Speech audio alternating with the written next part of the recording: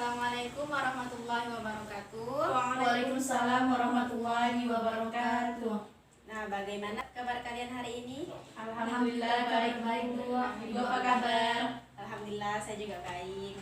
Nah, sebelum kita memulai pembelajaran pada hari ini, Bu minta ketua kelasnya memimpin doa terlebih dahulu ya. Untuk memulai pembelajaran kita pada hari ini, marilah kita membaca Al-Fatihah.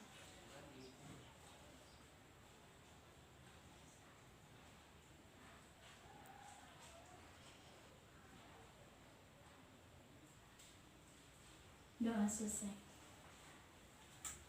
Oke. Nah, sekarang sebelum kita mulai belajar, Ibu minta kalian untuk mengecek di sekitar kalian apakah ada sampah atau tidak. Nah, kalau ada sampah, Ibu harapkan kalian untuk memungutnya dulu. Nanti setelah mata pelajaran baru dibuang keluar ya. Iya Bu. Tidak ada, Bu, bersih. Oke, mantap. Nah, satu lagi, Ibu tidak mau selama pembelajaran kalian mengerjakan tugas atau PR yang di luar mata pelajaran Ibu.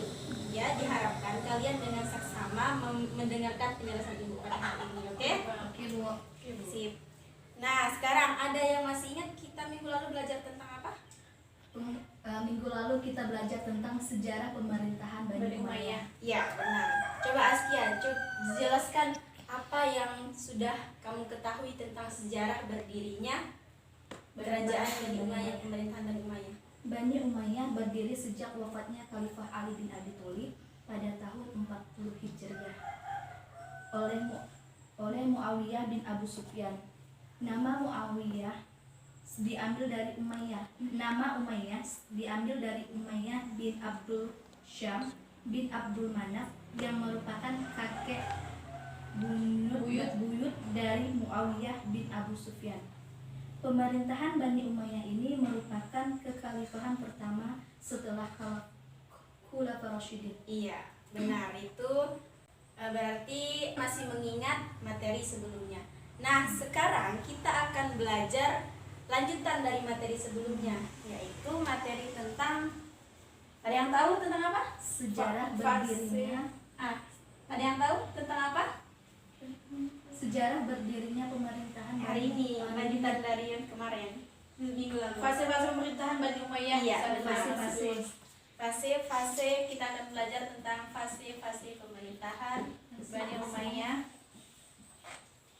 Pemerintahan Bani Umayyah 1.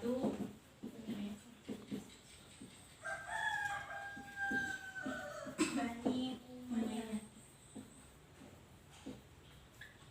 Nah, di antara kalian ada yang tahu berapa fase? Ada 3 Bu. Ada 3 fase. Apa saja itu? 1 fase berdiri, 1 fase berdiri, 2 fase kemajuan, berdiri ya. 2 fase kemajuan, fase kemajuan. Terus 3 fase kemunduran.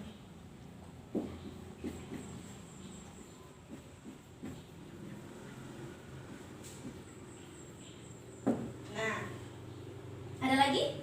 Sudah Bu. Sudah ya. Baik, pada dasarnya itu ada 3 fase dalam pemerintahan Bani Umayyah. Fase berdirinya, fase kemajuan, dan yang terakhir fase kemunduran. Sekarang Ibu minta kalian untuk membuka buku paket kalian. Di situ kan ada ya materi tentang ini. Ada Bu, ada. Nah, sekarang Ibu minta kalian untuk membaca terlebih dahulu. Pahami materi tersebut, Ibu beri waktu 5 menit. Nah, dimulai dari sekarang ya. Oke Bu. Oke, mulai.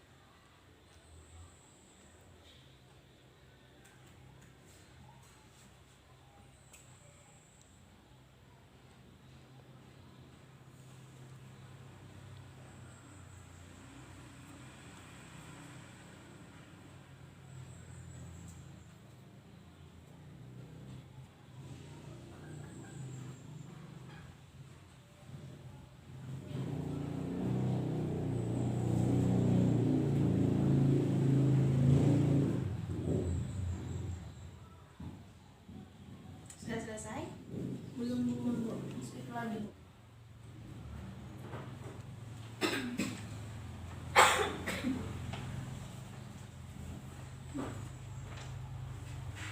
Sudah, Bu. Sudah?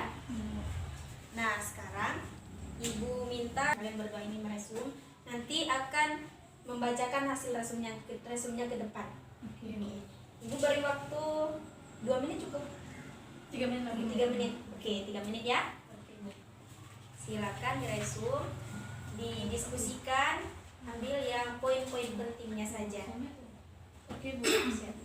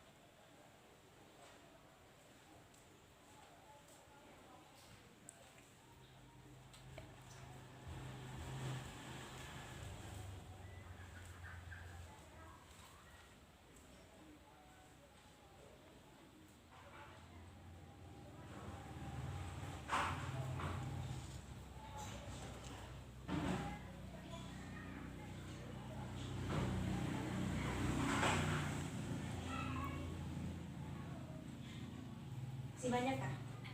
Lagi, Bu. Oke,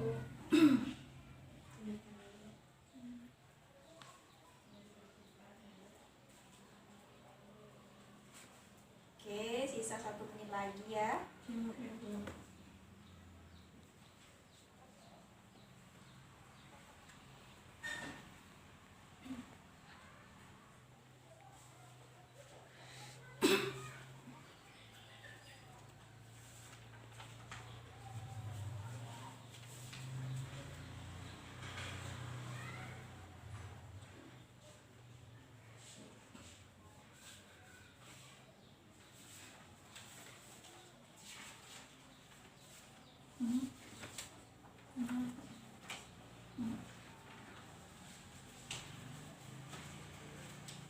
Sudah ya?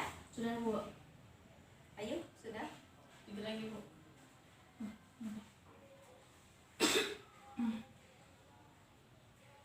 Udah, Bu. Dah, sip. Sekarang Ibu minta kalian untuk membacakan hasil dari resum kalian. Oke, Bu. Nah, sekarang siapa maju duluan? Saya dulu, Bu. Ya, silakan.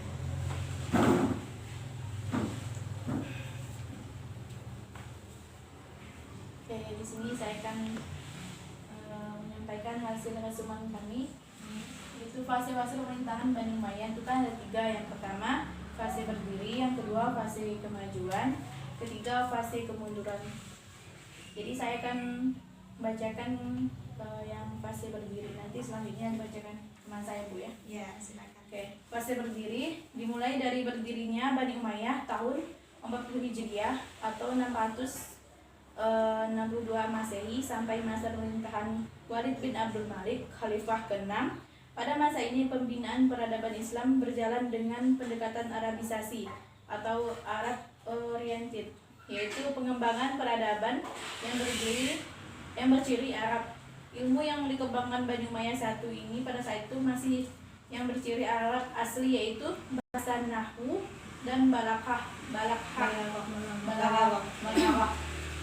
Qiraat, hadis, tafsir dan tarikh Islam. Ya, silakan lanjut.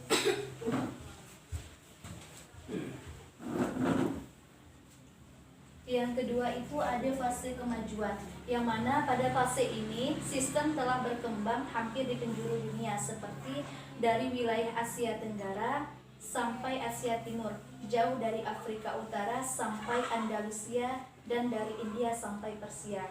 Pada fase ini juga penemuan mata uang sebagai alat pembayaran telah ditemukan oleh Khalifah Marwan bin Hakam, Khalifah keempat Bani Umayyah I, sebagai bukti kemajuan. Peradaban Bani Umayyah telah berjalan dengan pesat. Jadi bentuk-bentuk peradaban yang tumbuh pada masa kejayaan Bani Umayyah diantaranya yang pertama itu ada ilmu pengetahuan, dan yang kedua ada bangunan fisik, yang ketiga ada fasilitas pendidikan, dan yang terakhir itu ada departemen pemerintah. Selanjutnya ada fase kemunduran, yang mana fase ini dimulai dari masa kekuasaan Yazid bin Abdul Malik, Khalifah ke-9. Sistem monarki yang dipakai dalam proses peralihan kepemimpinan di Bani Umayyah satu ikut memperparah kelemahan Bani Umayyah, termasuk faktor paling dominan penyebab runtuhnya pada tahun 152 Hijriah atau tahun 670 Masehi. Oke, siap. Nah, yang kalian sampaikan itu sudah benar. Jadi kita akan bahas sama-sama ya. Yang pertama, fase berdiri, yaitu dimulai seperti yang sudah disebutkan tadi, dimulai dari tahun 40 Hijriah atau 662 Masehi. Oke. Nah, fase berdiri ini terjadi pada masa khalifah yang pertama dan yang keenam. Yang pertama siapa tadi? Itu Walid bin Abdul Malik. Bukan. Bukan Bu. Siapa? Pertama dari mana ya Bu ya? Muawiyah Oh, bin Muawiyah bin Abu Sufyan. Nah, Muawiyah bin Abu Sufyan sampai ke khalifah yang keenam, yaitu Walid bin Abdul Malik. Nah, jadi pada fase ini seperti yang sudah disebutkan tadi, pendekatannya itu Arabisasi. Maksudnya apa? Jadi ajaran-ajaran yang disebarkan itu berdasarkan yang ada pada masyarakat Arab, Islam Arab pada masa itu. Nah, salah satu yang mencolok itu ialah dengan juga mengajarkan bahasa Arab, yaitu Nahu dan Balaghah itu tadi.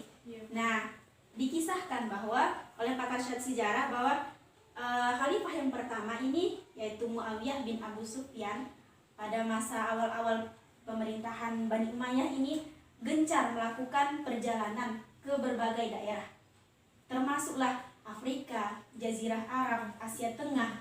Nah, dikisahkan bahwa Muawiyah bin Abu Sufyan ini bersama sahabatnya Amr bin As yang merupakan sahabat Nabi juga, itu melakukan ekspedisi itu. Salah satunya juga ke daerah Afrika, yaitu daerah Mesir, Libya, Aljazair, Maroko. Nah, itu merupakan daerah-daerah yang pernah disinggahi dan menyebarkan agama Islam di situ. Jadi fokus pertama pada fase berdiri ini ialah memperluas ajaran Islam ke berbagai daerah. Nah, lanjut pada fase kedua, yaitu fase kemajuan. Ini terjadi pada masa khalifah siapa tadi? Khalifah Sulaiman bin Abdul Malik. Berarti khalifah yang ke-7. Khalifah yang ke-7.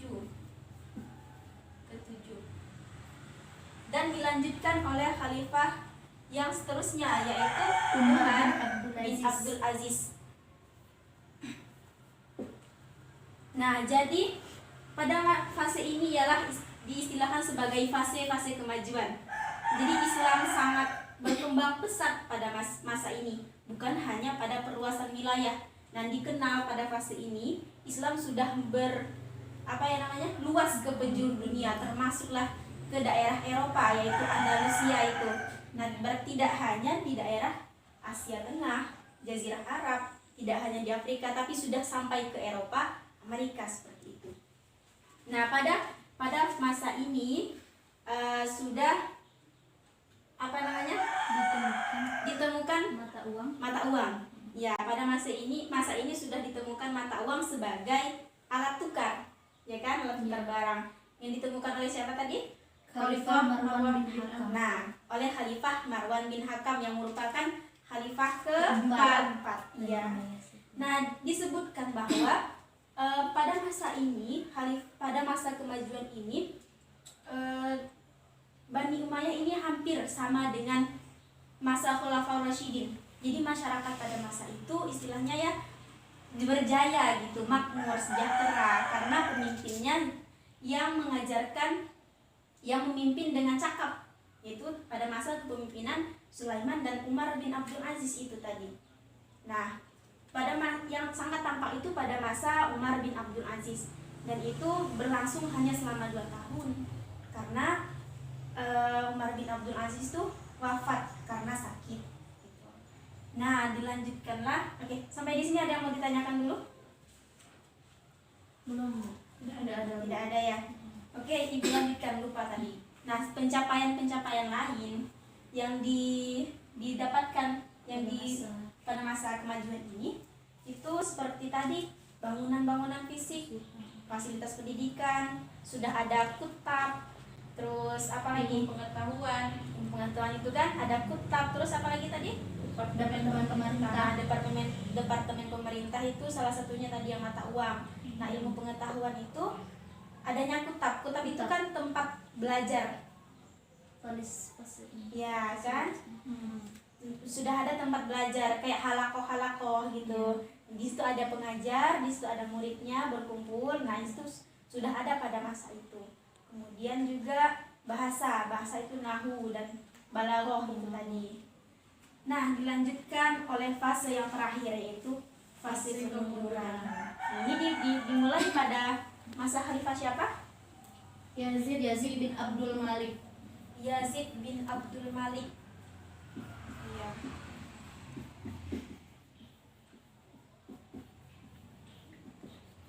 Nah, pada fase kemunduran ini dimulai pada masa khalifah Yazid bin Abdul Malik, diangkatnya sebagai khalifah.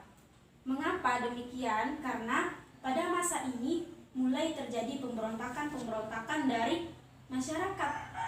Nah, ada yang tahu kenapa terjadi pemberontakan dari masyarakat itu?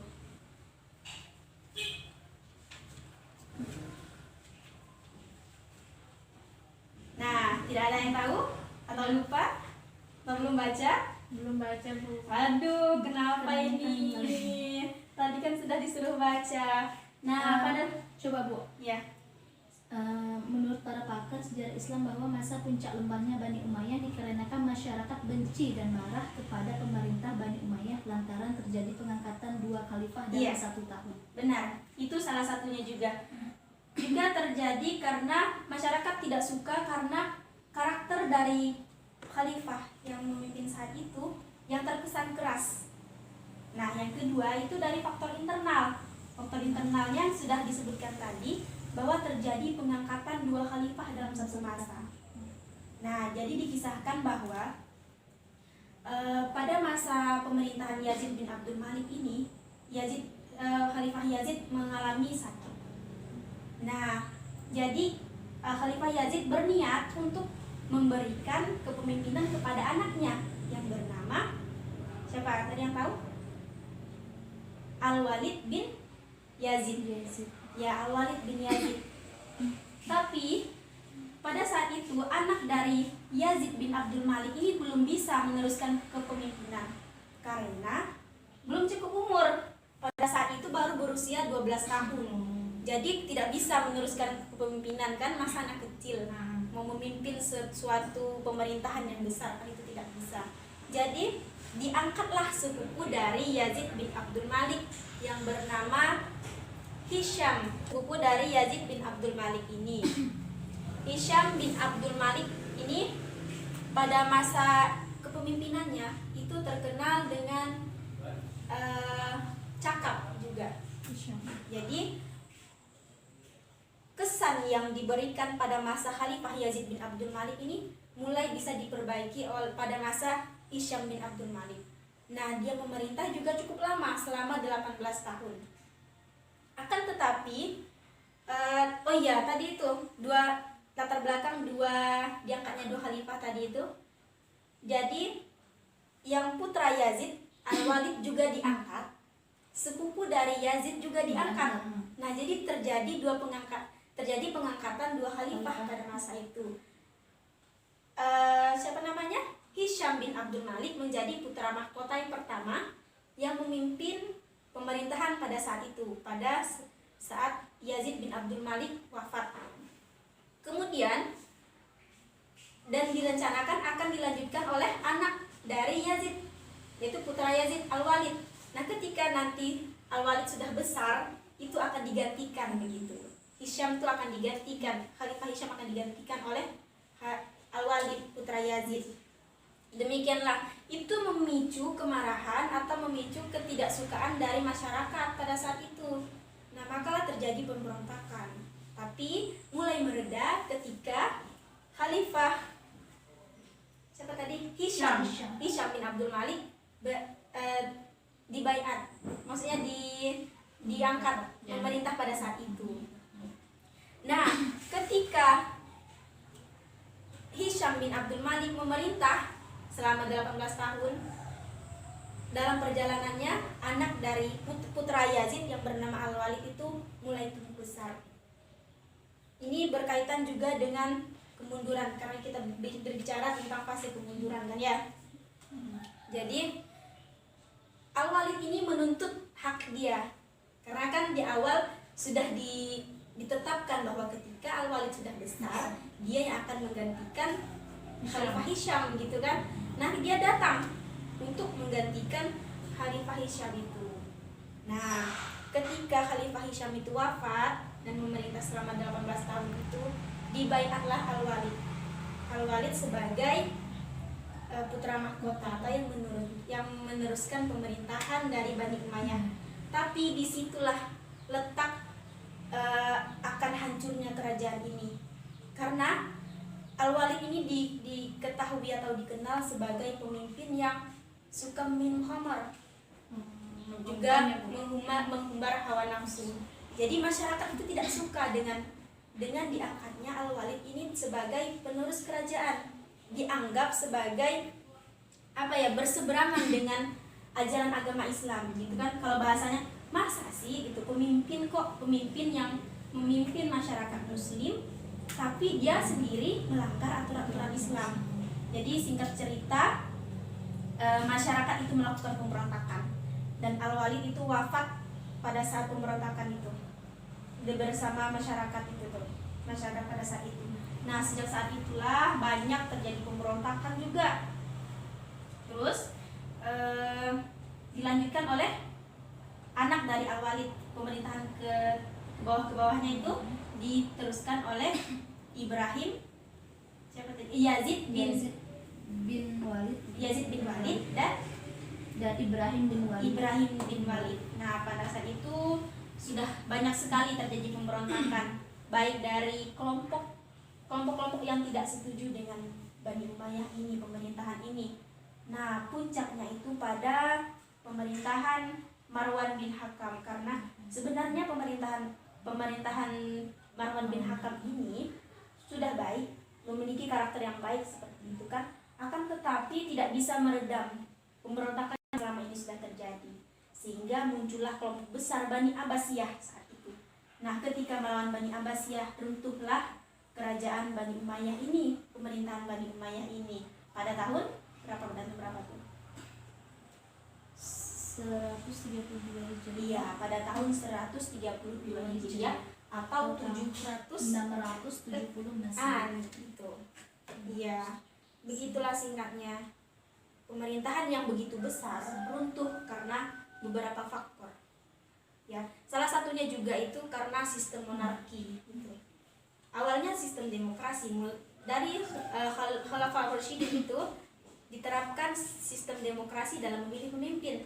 Akan tetapi pada masa pemerintahan Bani Umayyah ini pertama kali diterapkan sistem monarki. Monarki itu gimana? Saya tahu. Bu, Ya, silakan. Kenapa sih sistem monarki yang dipakai menjadi salah satu faktor runtuhnya Bani Umayyah?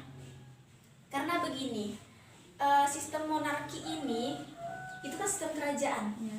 Jadi ketika seorang pemimpin ini memimpin, ketika punya anak, nah anak tersebutlah yang akan memimpin. Begitu juga seterusnya, tidak ada celah bagi orang luar. Jadi salah satu kelemahan dari sistem monarki ini, ya kekeluargaan itu turun menurun begitu.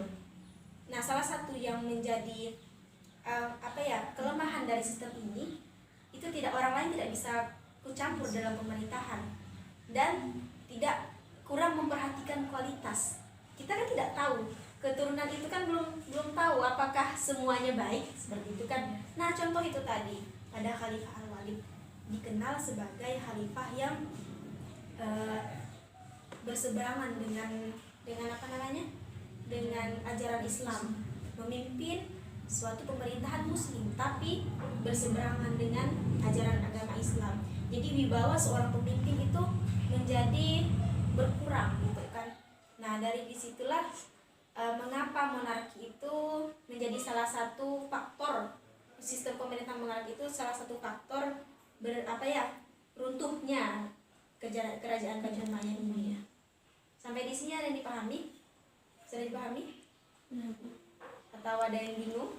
Atau ibu kecepatan ngomongnya? Enggak, Bu, sedang. Enggak. Oke. Nah, sekarang kita simpulkan sama-sama ya. Iya, Bu. Jadi fase pemerintahan Bani Umayyah ini ada berapa? Ada 3, Ada Bu. 3 ya. Yang pertama fase berdiri, Berdiri. dimulai dari Khalifah yang pertama yaitu Muawiyah Muawiyah bin Abu Sufyan, dan sampai ke masa ke-6 Khalifah Walid bin Abdul Malik. Malik. Kemudian fase yang kedua yaitu Fase kedua yaitu Fase kemajuan. dimulai Khalifah ke-7 Khalifah ke-7 yaitu Sulaiman bin Abdul Malik. Sulaiman bin Abdul Malik dan Umar bin Abdul Aziz. Nah, disinilah kan pada masa ini apa-apa saja yang terjadi, apa-apa saja yang diperoleh. Oh, di sini juga penemuan mata uang sebagai alat tukar. Iya, itu salah satunya juga ilmu pengetahuan berkembang, ya kan ya. Pengetahuan Fasilitas fasilitas pendidikan, bangunan-bangunan seperti masjid, arsitektur dan lain-lain sebagainya itu berkembang. Kemudian yang terakhir fase Fase kemunduran kemunduran dimulai dari Yazid bin Abdul Malik. iya Yazid bin Abdul Malik. Apa saja faktor yang mendasari terjadinya runtuhnya ini? Yang pertama itu dia dalam 1 tahun itu pengangkatan 2 khalifah. Ya. Dan yang kedua itu dia menggunakan sistem monarki, yang mana sistem monarki itu berdasarkan kekeluargaan. Iya, betul. Nah, itulah materi kita pada hari ini. Semoga kita bisa mengambil hikmah atau mengambil pelajaran dari sejarah-sejarah di masa lalu. Karena kita tidak bisa melupakan sejarah. Sejarah itu memiliki nilai-nilai yang dapat kita ambil pelajarannya seperti itu kan. Nah, kalau dalam materi ini, apa ya kira-kira nilai yang bisa kita ambil? Dalam pemilihan seorang pemimpin kah? Atau bagaimana? dalam pemilihan seorang Pemimpin, ya kan? Jadi menjadi seorang pemimpin itu haruslah punya karakter yang baik, berwibawa, juga dilandasi dengan landasan agama yang kuat seperti itu. Tidak hanya memimpin dalam politik saja gitu, tidak cakap dalam politik saja, tapi juga dalam memenuhi aturan Allah, karena kita juga kan pada dasarnya hidup di muka bumi ini untuk beribadah pada Allah kan. Ya seperti itulah kira-kira. Jadi yang menjadi apa ya, itu yang dapat kita ambil pelajaran bagi kehidupan kita. Oke, sekarang ibu mau kasih kalian pertanyaan. Kalian tutup dulu bukunya ya. Iya, Bu. Nah, pertanyaannya ibu mau tahu, apakah kalian menyimak betul atau tidak penjelasan pada hari ini? Oke, siap? Siap, Bu. Pertanyaannya yang pertama, pencapaian apa saja yang didapatkan pada fase kemajuan dari pemerintah Bani Umayyah? Fase kemajuan. Siapa yang mau jawab dulu? Saya Bu. Oke, silakan Askia. Pada fase kemajuan ini, pada fase ini dia menemukan penemuan mata uang sebagai alat tukar. Di situ di fase ini juga adanya bangunan fisik seperti masjid, Ya. fasilitas pendidikan,